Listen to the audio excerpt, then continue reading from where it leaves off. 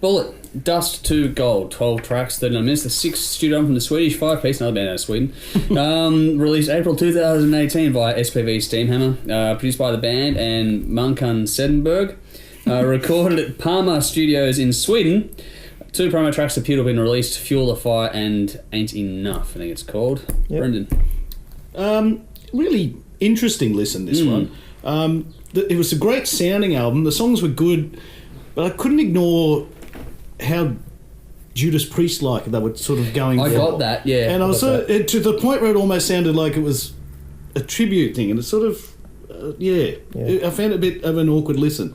And the problem was largely with the vocals, because I just didn't feel it was strong enough to be attacking that kind of... Bit of an overkill kind of vocal. Yeah, it was a strange thing. And not a bad singer. I mean, certainly good voice control and everything, and an interesting sound, but it did really tend to grate on me a bit after a while.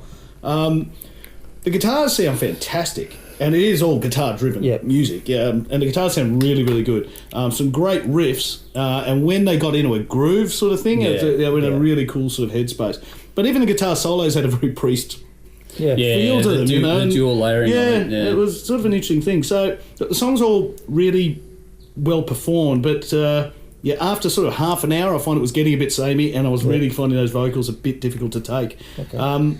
It just would have been nice to hear something different as the album went on as well. I found all the tracks were sort of all falling into a similar kind of thing until you got to the last track. With Dust to Gold, it had a real bluesy feel to it, and that got my attention back, but it was... The last track. It was the last track. It was sort of too late. It should have been earlier in the album. I just felt a bit cooked by the end of it, to be honest with you. So I gave the album a 6 out of 10. The highlights were Dust to Gold, Ain't Enough, Screams in the Night, and Forever Rise. Oh, there you go. So this is very, very bit different. I would have thought you would have given it a bit higher than that, but there you go. So we're a bit different here. So I know this is an album review, but the first thing that struck me about this album was the cover art, for the very simple fact that it's not often that you see album covers nowadays with pictures of the band's faces on them. Yeah. I mean, seriously, try to think back to the last time you actually saw an album or recent issue album with an actual band photo on the front. It's actually harder than you think. Now, the reason I want to mention that is because, to me, it kind of set the scene for the album, in that it kind of hit me that, Bullet really do go back to the old school on this album, which is kind of what you were hinting at. Now, if you've never listened to Bullet before and you're a fan of bands like AC/DC, Accept, and other classic metal bands, they're the influence I got out of it. You're likely to find Bullet very much to your taste. So, right from the opening track, Speed and Attack, this really sounds like a band that takes influences and puts their own spin on them. Thanks in no small part, and this is where we digress a little bit, to the vocals. I mean, I love his vocals.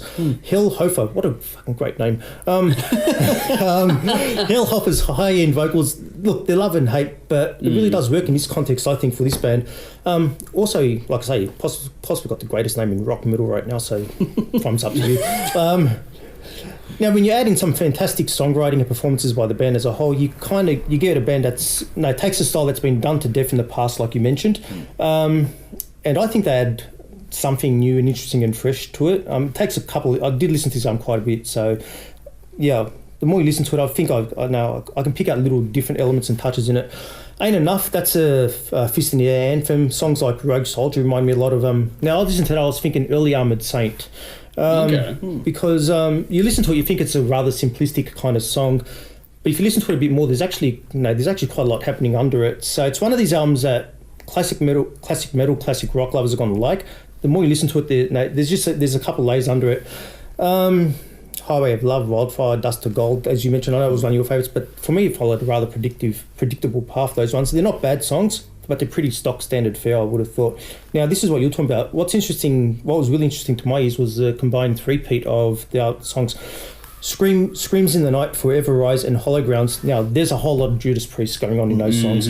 Not so much in the vocals, because Hofer doesn't really get up to the high-end Halford vocal range. I think it's a few octaves above what he can actually do. There aren't many that can get that. Not many can, yeah. But the structure and how the songs are put together have an undeniably definite early Priest sound to them. Not saying they're as good as the songs on this album I'm about to mention, but I was listening to them thinking, mate, these songs sound like something off Defenders of the Faith. Yeah, that era. It was that kind of era. And Defenders of the Faith, for me, is probably the best Priest album. They do it really well on these songs. Hit and miss, some people will like that, some people don't. I actually enjoyed it.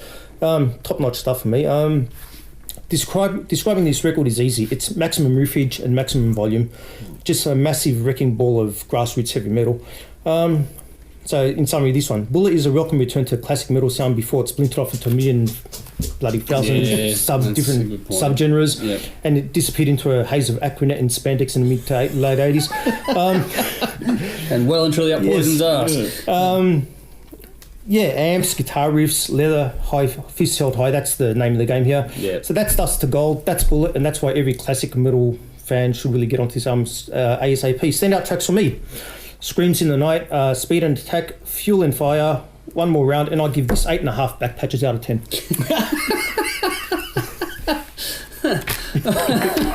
I love how you do that, actually. That's really cool. He's found a way to try and, like, he's done nails, he's done patches. Now, this album was deliberately produced using an analog tape machine. Okay. Which is fucking cool. Like, that's good. Yeah. I thought this was more thrash-based metal. That's where it's rooted, kind of thing. Hints of overkill vocally. There's some blistering riffs and drums, but just enough melody to kind of get you through. Some interesting shifts in groove give it a solid 80s feel. That works well, which is where I guess more of that Defenders of the Faith kind of feeling comes into it. But this isn't more of the standard kind of offering. But it doesn't stray too far from the tried and true formula either. So it's a bit different, but not groundbreakingly so kind of thing.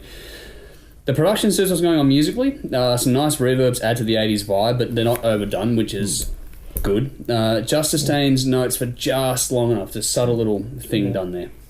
But other than that, it's pretty well balanced. For me, the vocals cut through a bit too harshly for my taste, but that's predicated by taste. Like, it's always going to be... It's an acquired taste, those vocals. And I struggle with Overkill. I struggle with a lot of those bands. Accept another one, and all, they don't tend to do a lot for me. It's got to be really good stuff for me to get it, and it's just a taste thing.